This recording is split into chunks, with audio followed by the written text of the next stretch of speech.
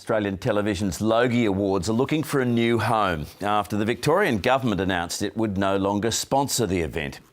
Industry stalwarts are aghast, saying the Logies are a Melbourne institution, much like the AFL Grand Final or the Melbourne Cup.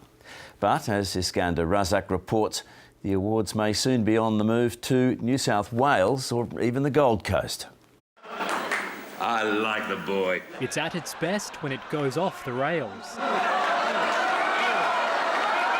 But the man who often kept the Logies going is devastated it may be on the move. I like the boy. There's something wrong with saying that? This is a bad call. They were born and bred in Melbourne. There's something about the Logies, I think, that needs to be in Melbourne. The Logies started in the 50s, just a few years after television began in Australia. And while the fashions changed and new talent emerged, the Logies were never taken too seriously.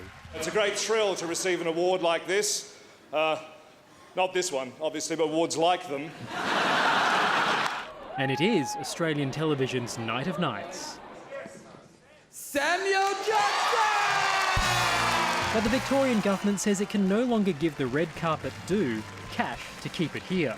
It's an exclusive event, it's not open to the public. It happens in a room where nobody knows where it could be anywhere. There's no value for the state. That means the show could be flying to Sydney. I don't see why Parramatta or Penrith can't host the Logies, so I think that would be a wonderful thing. Or the Gold Coast. It'd be fitting because there's a tacky industry coming in a tacky city, mate, it goes well, hand in hand. Despite all the rival bids that may eventuate, there's actually nothing to stop the organisers of the Logies from keeping the event here in Melbourne. They'll just have to do it without Victorian government support. And on the streets of the city, people are divided about what should happen with the Logies.